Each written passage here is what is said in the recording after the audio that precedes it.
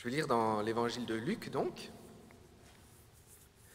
au chapitre 2, les versets 1 à 20, et je vais lire dans la version La Nouvelle Français Courant. En ce temps-là, l'empereur Auguste donna l'ordre de recenser tous les habitants de l'Empire romain.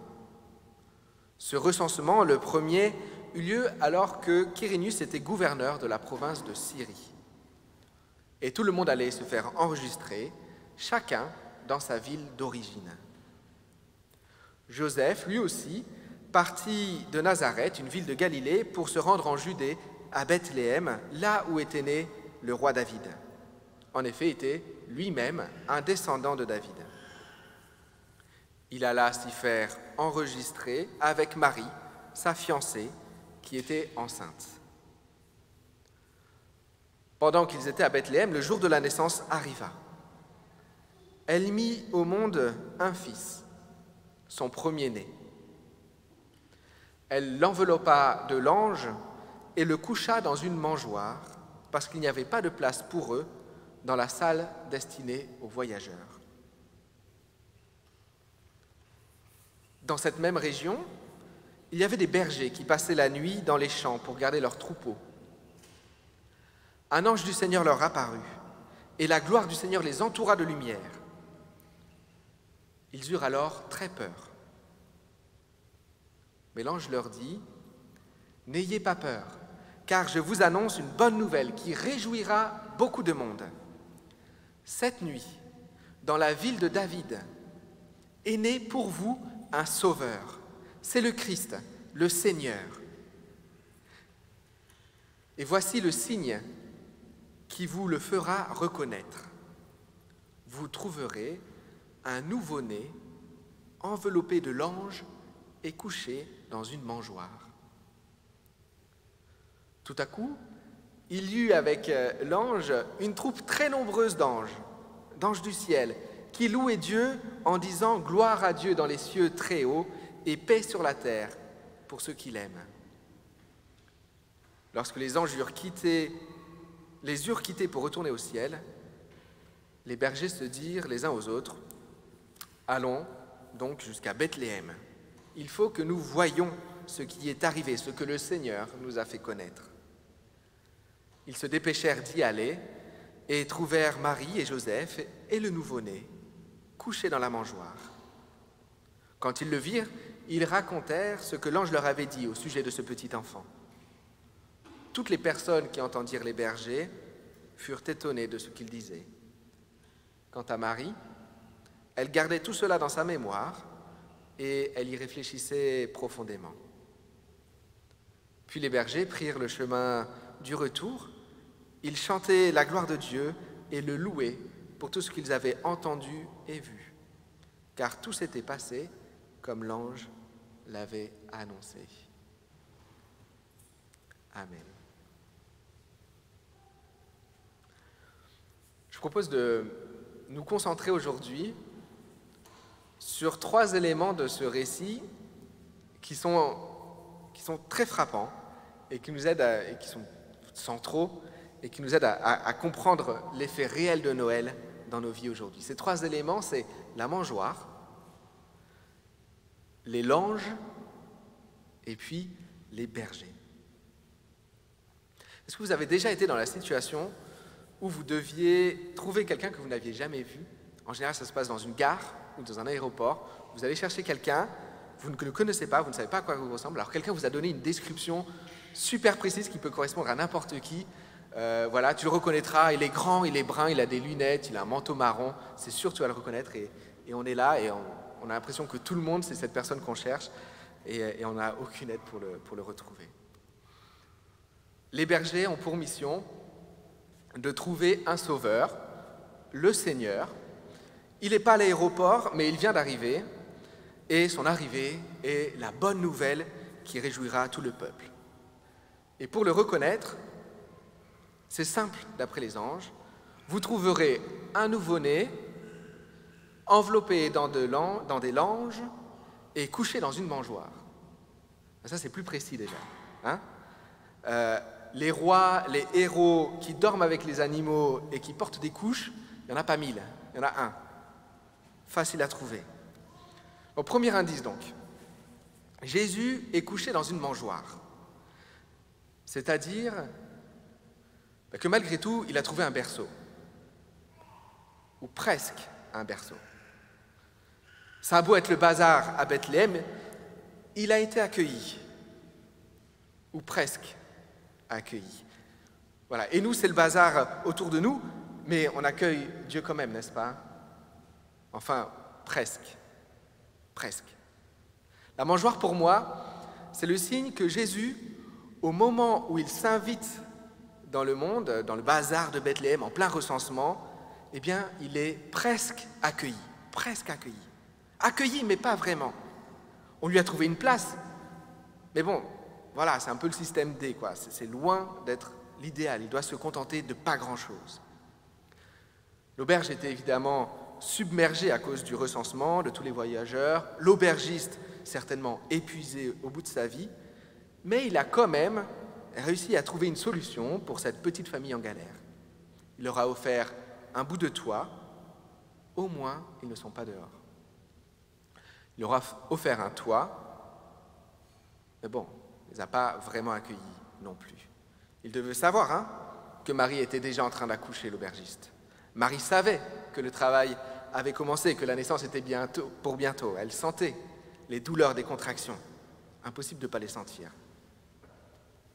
En vrai, devant une situation aussi exceptionnelle, l'aubergiste ou l'un des autres aurait pu dire « Marie, prends ma chambre. Moi, je vais aller dans l'étable. T'inquiète pas. Vas-y. » À mon avis, la moindre des choses, ça aurait été de se débrouiller pour éviter le pire, éviter que l'accouchement ait lieu au milieu des animaux, là où ça pue, quoi. Mais bon, l'étable, c'est mieux que rien. Vu la situation, c'est déjà généreux de sa part. C'est ce que l'aubergiste a dû penser. Il a dit, je pouvais vraiment pas faire autrement, je suis désolé, c'est déjà pas mal. En fait, ce que la mangeoire dans laquelle Jésus est gentiment couché nous apprend aujourd'hui, c'est que quand Dieu s'invite dans notre monde, c'est très facile pour nous de l'accueillir sans vraiment l'accueillir. D'un côté, le bazar qui nous submerge est une bonne excuse pour recevoir Jésus seulement à moitié, dire plus tard Jésus. Là, maintenant, c'est la course, je n'ai pas le temps de penser à ça. Mon cœur en ce moment est tourmenté, il est surchargé, ma tête n'a pas une seconde de répit. Écoute, tu sais quoi? Je ne te rejette pas, entre, mais va dans l'étable et je m'occuperai de toi plus tard. Là, je ne peux pas. Combien de fois on traite Dieu comme ça?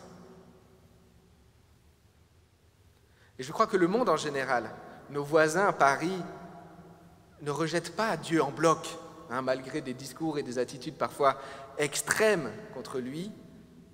Je crois que beaucoup pensent garder Dieu sous le coude, en périphérie de leur vie, là sans être là, dans un coin qui ne dérangera pas, mais où on pourra le retrouver en cas de besoin. Moi, je dis que l'aubergiste a accueilli Dieu sans l'accueillir. L'aubergiste, lui, dirait très certainement qu'il a accueilli Dieu, tout simplement. Et puis, s'il a eu vent de la destinée extraordinaire de Jésus, peut-être qu'il a raconté cette histoire toute sa vie avec fierté. Oui, c'est dans mon étable qu'il est né. Mais la Bible dit qu'il ne l'a pas accueilli du tout. Dans l'évangile de Jean, on peut le lire, ça ne parle pas spécifiquement de ce moment, mais c'est symptomatique, je pense. Cette lumière était la véritable lumière qui, en venant dans le monde, éclaire tout homme. Elle était dans le monde et le monde a été fait par elle, mais le monde ne l'a point connue. Elle est venue chez les siens et les siens ne l'ont point reçue. Au chapitre 1 de Jean. Et c'est vrai. Si Hérode, le roi d'Israël de l'époque, était venu dans son auberge, l'aubergiste aurait certainement fait une place pour lui. Dans la chambre principale, bazar ou pas, place ou pas, auberge surchargée ou pas, il ne se serait même pas posé la question une seule seconde. Il aurait mis de l'ordre vite fait dans son auberge pour l'accueillir comme il faut. Et c'est pour ça que je crois que le bazar de notre monde, ce n'est pas seulement une excuse pour ne pas accueillir Dieu vraiment, mais c'est aussi le signe qu'on rejette Dieu violemment. Parce que Hérode est un homme fort, c'est un homme en bonne santé, bien nourri, qui a peu de besoins. Il n'est pas en galère comme un tout jeune couple qui est en train d'accoucher de son premier enfant loin de chez soi. Certainement que si l'aubergiste savait que l'enfant qui était en train de naître était en réalité Dieu fait homme, certainement qu'il l'aurait traité comme l'aurait traité Hérode. Mais il ne savait pas. Et comment aurait-il pu savoir? Pour lui, c'était juste des voyageurs en galère, parmi des centaines de voyageurs en galère. Ce que ça nous dit, c'est qu'on accueille Dieu de la même manière qu'on accueille notre voisin. Et l'état du monde, un monde où on prend si rarement soin de l'autre, un monde où on a peur de celui qui est dans la difficulté, l'état du monde actuel est le signe de notre rejet collectif de Dieu, en nous rejetant les uns les autres. Un monde si dur est le signe d'un monde qui a rejeté Dieu. Et la mangeoire, dans le récit de Noël, est le signe de notre condamnation. Parce que quand un roi vous rend visite, la prochaine fois qu'un roi vous rend visite, offrez-lui les tables et gardez le lit pour vous. Et vous allez voir ce qui va se passer. La manière dont on traite ceux qui sont en galère est la manière dont on traite le roi des rois, le Seigneur des seigneurs, le Dieu de l'univers. Autrement dit, nous, collectivement, en tant que monde, eh bien, on est plutôt mal barrés pour le jugement qui vient, quand ce roi jugera ce monde. Aujourd'hui encore, Dieu s'invite dans notre monde, dans nos églises. À travers le faible, le voyageur, le sans-abri, il nous rejoint. Et en fait, même si l'aubergiste n'y a pas pensé, ça ne lui est pas passé par la tête, c'est possible de donner la place d'honneur aux plus petits. C'est possible de mettre de l'ordre dans tout ce bazar, de tout chambouler, parce que Dieu vient, c'est une vraie option. Et d'ailleurs, c'est la seule option. C'est ce qui arrivera un jour, qu'on le veuille ou non, quand Dieu reviendra pour juger le monde et pour régner sur le monde. À ce moment-là, effectivement, le dernier arrivé deviendra le premier et le petit occupera la place d'honneur. C'est une promesse. Le roi qui vient, Dieu qui nous rejoint, il vient habillé de l'ange. De l'ange. C'est le deuxième indice. En gros, il est en couche lavable. Si nous étions en visite à Bethléem cette nuit-là, est-ce qu'on aurait pu imaginer que le Messie, le Sauveur, le Dieu incarné dans la pièce est celui précisément qui porte des couches, le plus fragile, le bébé tout petit, si léger qu'on a peur de le casser quand on le porte? Dieu, en se faisant si petit et fragile, vient rendre digne ce qui, en nous, est petit, fragile, dépendant, malvenu, parce que c'est quand même pas cool de la part de Jésus de naître au milieu du voyage, indigne, parce qu'il paraît que porter des protections, c'est indigne. Voilà. Il vient rendre digne ce qui fait de nous des humains, en fait, ce qui, en nous, est humain. Mais il vient aussi habiter la joie, l'émerveillement et l'amour incroyable qui entoure cette naissance. Toute naissance. Dieu vient partager toutes les dimensions de nos existences. Et il les prend sur lui et il les habite pleinement. Parce que lui, le roi de rois, le Seigneur éternel, le Dieu 3 fois saint, il a porté des couches. Eh bien, il rend digne le fait de porter des couches. Voilà. Pleurer et appeler à l'aide devient saint, parce que Dieu lui-même l'a fait. Et si Dieu était vulnérable et faible, si il était dépendant, je ne peux plus mépriser celui qui est vulnérable et dépendant, sans mépriser aussi Dieu lui-même. Je ne peux plus me mépriser moi-même quand je suis vulnérable et dépendant, sans mépriser Dieu en même temps, parce qu'il a partagé cette condition quand il était revêtu de l'ange. Il a revêtu notre humanité et tout ce qu'elle comprend. Et il est venu nous assurer de l'amour de Dieu au cœur de ce qui nous rend humains. Et à la croix, 30 ans plus tard, il a aussi revêtu notre péché pour nous assurer que Dieu nous aime même si on le rejette et même si on l'humilie en le couchant dans la mangeoire dans notre monde ou dans notre vie. Il nous tend la main même si on fait ça. À Noël, quand Dieu s'invite, il montre son amour malgré tout. Il met sa force dans notre faiblesse et sa sainteté dans notre péché. Ce que les langes de Jésus nous rappellent, c'est que la gloire de Dieu a rejoint notre faiblesse. En venant sur terre, Jésus nous a rendu notre dignité originelle d'enfant de Dieu et en nous donnant sa dignité quand on est faible et par son sacrifice sur la croix, en nous donnant sa justice malgré nos péchés. Ces langes-là, ils nous permettent de nous aimer au nom de Dieu, même si on est beaucoup trop humain à notre goût. Les bergers, enfin, ne portaient pas de l'ange, mais comme Jésus cette nuit-là, ils dormaient avec les bêtes. Les bergers ont reconnu Jésus. Grâce à la description des anges, à la mangeoire, au lange, ils l'ont reconnu et finalement, c'est eux qui ont accueilli Jésus.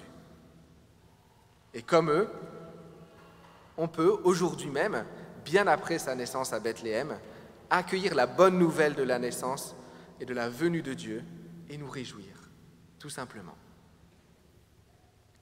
Les bergers ne sont pas ceux que Jésus est venu rejoindre littéralement. Ils n'étaient pas dans l'auberge, ils n'étaient même pas dans la ville, ils étaient dans les champs, vraiment en périphérie pour le coup. Alors que l'aubergiste a presque littéralement eu Jésus frappé à sa porte et débarqué dans sa maison, les bergers, eux, ils ont dû faire du chemin pour rejoindre Jésus. Et pourtant, dans le récit, c'est bien eux qui ont accueilli Dieu. Donc comme Jésus, ils dorment avec les bêtes, mais pas dans une étable, à la belle étoile. D'ailleurs, peut-être qu'ils ont eu le plus beau des ciels cette nuit-là, avec l'étoile que les mages suivaient. Et tout à coup, un ange leur est apparu et ils ont été inondés de lumière. Cette nuit, dans la ville de David est né pour vous un sauveur, c'est le Christ, le serviteur. Et bam, encore une armée d'anges leur est apparue et a commencé à chanter toute la louange de Dieu. Gloire à Dieu dans les cieux très hauts et paix sur la terre à ceux qui l'aiment. Et le salut leur a été promis et la joie leur a été promise. Et ils n'avaient rien demandé. Ils étaient en train de dormir. Je ne sais pas comment vous réagissez à l'imprévu, vous. Comment vous réagissez aux idées nouvelles, si vous êtes plutôt du genre à résister ou si vous êtes plutôt du genre super ouvert au changement. Mais les bergers, ils ont été surpris, ils ont eu peur, mais ils ont réagi avec curiosité. Ils ont été voir à Bethléem ce qui se passait. Ils se sont levés et ils ont été. Et ils ont réagi avec simplicité aussi. Parce qu'une fois arrivés dans les tables, ils n'ont pas fait de chichi, ils ont juste raconté ce qu'ils ont vécu, comme ils l'ont vécu, sans être humbles ou sans en faire des tonnes. Ils sont effacés derrière la bonne nouvelle qu'ils portaient. Et puis ils ont réagi avec joie. Les anges ont dit vrai. Ils l'ont vérifié par eux-mêmes. Ils repartent donc tout de suite avec la joie qui leur avait été promise. Ils rejoignent la louange des anges. Les bergers nous rappellent que accueillir Dieu, c'est simple. C'est simple. Mais c'est compliqué d'être simple. On complique tout, pourquoi? Parce qu'on résiste au changement. Parce qu'on résiste à la nouveauté et à l'inconnu. Accueillir Dieu dans nos vies, ça chamboule tout. Voilà, parfois il faut tout remettre en question, surtout quand le monde est comme il est, surtout quand nous-mêmes on a tant besoin de la grâce et de l'aide de Dieu. Les bergers se sont déplacés et ils ont reçu Dieu et ils sont répartis différents. Noël a bien eu lieu et on l'a fêté dignement. Dieu s'est invité dans notre monde, dans notre bazar, et on a vu qu'il a beaucoup de points communs avec nous. Il a pris nos faiblesses et nos indignités sur lui. Il a connu la rudesse et le mépris dès son premier jour sur terre. Mais puisqu'il est Dieu, il vient apporter sa nature, sa sainteté, sa gloire dans ces situations qui sont les nôtres. On connaît le bazar du monde, on est les témoins et les acteurs d'un monde qui ne fait pas de place aux vulnérables. C'est ce que nous rappelle la mangeoire de Jésus. On connaît le bazar dans nos vies, on souffre de notre vulnérabilité et de nos fautes. Les langes de Jésus nous rappellent que Jésus nous rejoint et nous aime comme nous sommes. Comme nous sommes. Aujourd'hui, célébrons Noël. Comme les bergers, laissons-nous réveiller et éblouir par la gloire de Dieu. Comme les bergers, levons-nous et déplaçons-nous. Comme eux, réjouissons-nous avec les anges et chantons la louange de Dieu. Expérimentons, c'est possible, un nouveau Noël maintenant. Le premier Noël a eu lieu il y a 2020 ans ou 2024 ans selon les scientifiques. Le nouveau Noël a lieu aujourd'hui. Le nouveau Noël a lieu quand on chamboule tout, quand on fait de la place et qu'on donne la chambre principale au roi qui débarque. La nouvelle naissance a lieu quand on met notre foi en Jésus. Un Noël a lieu quand par son pardon, par sa grâce, on devient enfant de Dieu et qu'on entre dans sa grande famille. Ne laissons plus Dieu aux périphéries de nos vies.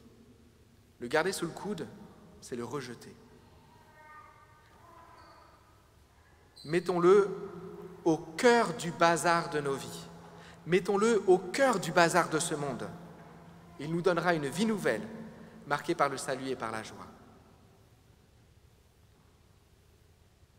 Pour reprendre les mots de Jean, cette lumière était la véritable lumière qui, en venant dans le monde, éclaire tout homme.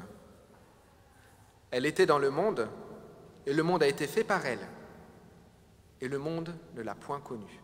Elle est venue chez les siens, et les siens ne l'ont point reçue. Mais à ceux qui l'ont reçue, à ceux qui croient en son nom, elle a donné de pouvoir devenir enfants de Dieu, lesquels sont nés non du sang, ni de la volonté de la chair, ni de la volonté de l'homme, mais de Dieu. Vivons un nouveau Noël aujourd'hui. Amen.